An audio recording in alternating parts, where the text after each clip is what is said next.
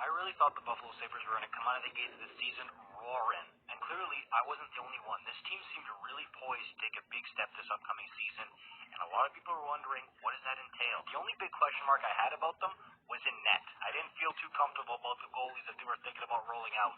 But other than that, I mean, the skyrocketing of Tage Thompson to becoming one of the best offensive players in the league has been nothing short of exceptional. Rasmus Dahlin proved last year that he is easily a #1 franchise defenseman. Owen Power seemed to be coming along nicely. Dylan Cousins looked like a great piece for them to build around. After his first season in Buffalo, Jeff Skinner looked like a shell of his former self for a while, but even he had a huge resurgence and started to look like a really good offensive piece again for the Sabres. And after going through coaches and GMs like a woodshed for the past 10+ years, it seemed like the combo of Don Granato behind the bench and Kevin Adams upstairs looked like it was really going to work for this team. And look, it still might. I mean, they lost Tage Thompson, arguably their best player, for a good amount of time. He's getting closer returning, but over a quarter into the season now, this has got to be just soul-crushing for fans of that team. I mean, the players, they hate losing for sure, but those fans, man, you can't help but feel for them. I mean, it's the longest playoff drought in the NHL. It's got to be one of the longest in all of pro sports now. This team hasn't made the playoffs since Ryan Miller and Jason Pominville were still on the team,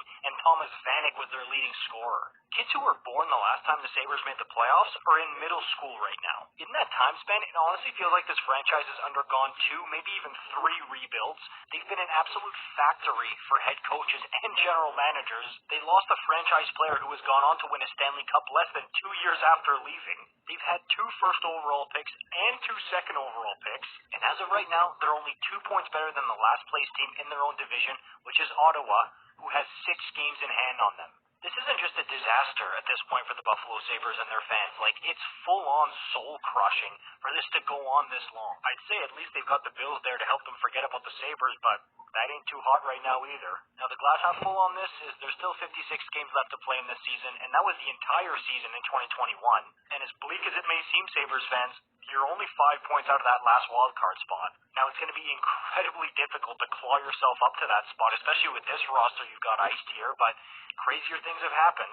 What do you even do to fix this, Sabres fans? I mean, it feels like the franchise in that past 10, 11, 12 years has tried everything they could. The coach, the GM, the core of the team, even the franchise player who on most teams, the franchise player is like the untouchable guy. You build around him, you don't get rid of him. They even changed that.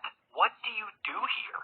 You can't just bottom out again and, tear it down to the studs, be terrible, and get another, 2, 3, 4 top draft picks? You know that there's a very high chance that doesn't work again. I guess what you gotta do here is retool on the fly, kind of like the Rangers famously did after they released that letter that they were gonna rebuild. But even then, you can't fully replicate that because they had superstar players literally just fall into their lap and speed up the process.